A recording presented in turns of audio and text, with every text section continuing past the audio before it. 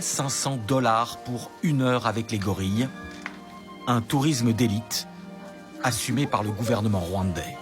Nous sommes au nord du Rwanda, dans le parc national des volcans. Et nous sommes avec un petit groupe de touristes, une poignée de touristes privilégiés qui sont venus ici vivre une aventure extraordinaire, quasi unique sur la planète. Alors comme on est en pleine nature, on ne peut jamais rien garantir, mais normalement, si on a de la chance, on devrait faire une rencontre exceptionnelle.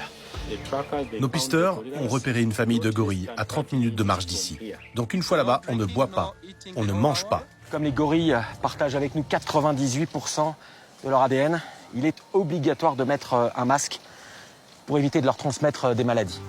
Nous venons de tomber sur un clan au grand complet. Honnêtement, même moi, je pensais jamais qu'on les verrait d'aussi près. Plusieurs femelles, leurs bébés, quelques jeunes, tous sous la protection du patriarche, un imposant dos argenté, le mâle dominant. Attendez, écartez-vous. Il y a une maman derrière nous. Ne bougez plus. Baissez vos appareils photo. Seuls quelques dizaines de touristes par jour sont autorisés dans le parc.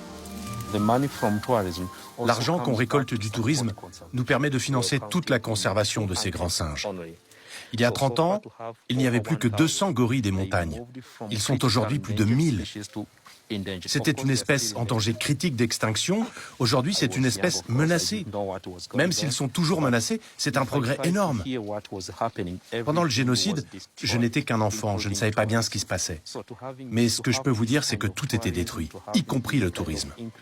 Donc le retour des touristes, l'augmentation des populations de gorilles, c'est magnifique, c'est plein d'espoir.